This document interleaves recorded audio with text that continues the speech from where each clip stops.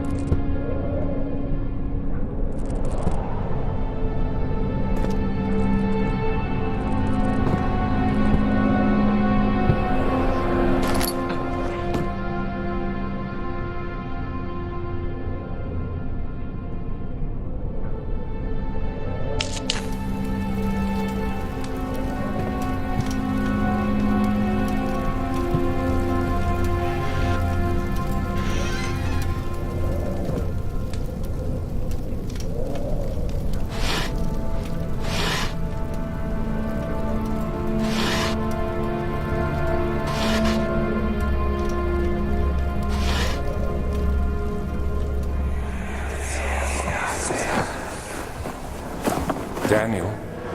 What? Still having nightmares, I see. Yes. I can't shake them. They come every night. We'll put a stop to them. You'll see.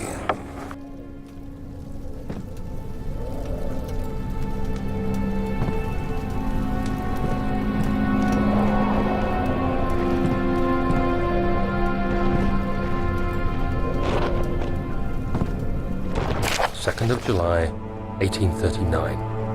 I received a letter today from the Algerian governor's office disclosing the fate of Herbert's expedition.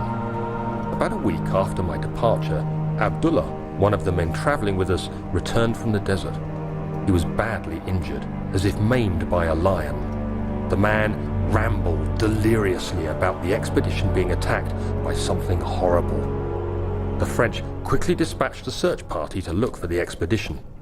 After searching for days, they found the camp abandoned without any trace of Herbert or his men. Tomorrow, I'll retrieve the things they recovered from Herbert's tent at the customs house. I don't know what to make of it, but I'm worried for him.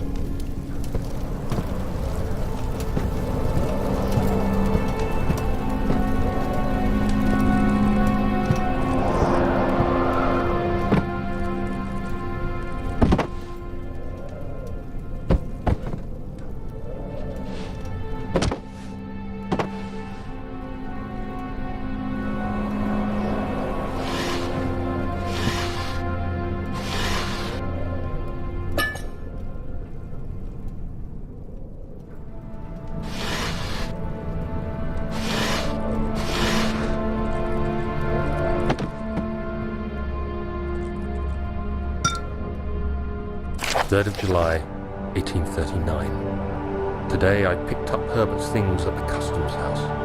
I dug through the trove of documents he had carried and found a log detailing the expedition. The nature of this text ranged from quick notes to colourful accounts of transpired events. I skimmed the pages, trying to figure out what might have happened. May 17th, the day I was trapped inside the orb chamber, Herbert dryly states, "Recovered Daniel after 1 hour of entrapment." This confused me greatly. I was suffocating within minutes. How could I have lasted an hour? I continued reading the peculiar text. Herbert states his facts without judgment or passion, but suddenly I could read frustration into his text. He pushed his men to investigate the underground tomb, an effort which seems to have strained the minds of his men. Madness spread through the ranks, and Herbert had to take some extreme measures to continue. He finally visits the chamber himself, where he retrieves the orb to the surface. His account confuses me greatly. If he has the orb, what are those pieces in my drawing room?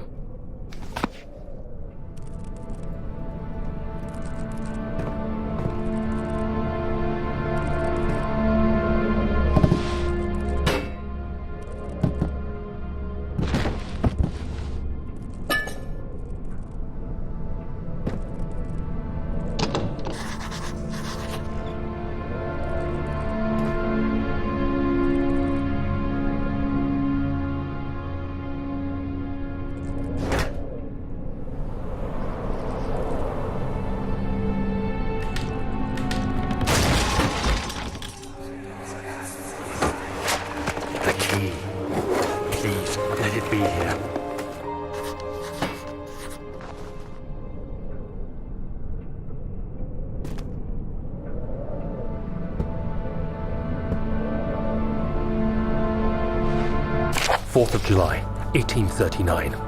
It's done! The orb is assembled. I was awakened by an exhausting nightmare. Shaking and sweating, I retired to the drawing room with a cup of tea. The relic pieces lay spread across the table as I'd left them, but somehow I knew how it was supposed to be. I fetched the tar, which I had prepared to fix the pieces together, and without fault I joined them, producing the orb I remembered so clearly. The tar proved unnecessary. It was pushed out from the joining pieces as they merged on their own, with no adhesive. The ancient stone relic now rests on my table. Its immaculate surface and perfect shape could have been molded by a factory. This is all too strange.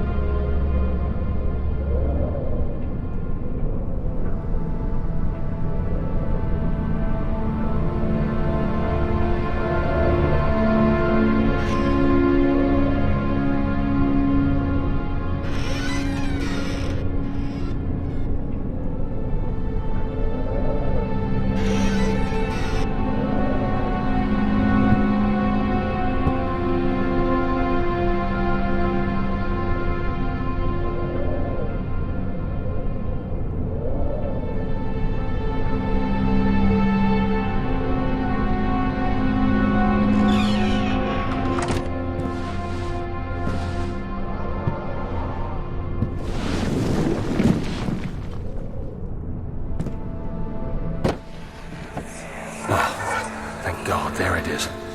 I guess it is a good place to hide it then.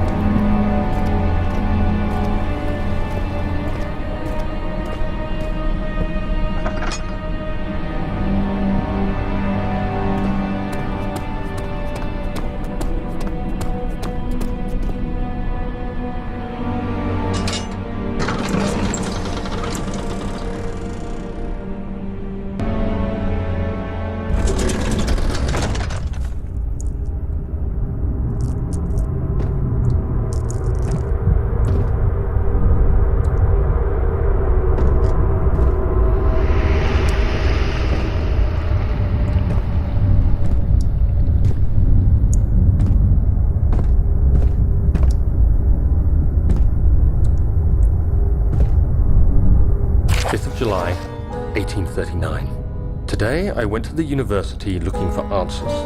I was able to sneak into Herbert's office and pick up an address book along with some relevant textbooks. Professor Taylor at the Faculty of History was very helpful, and I managed to approach the subject of the orbs.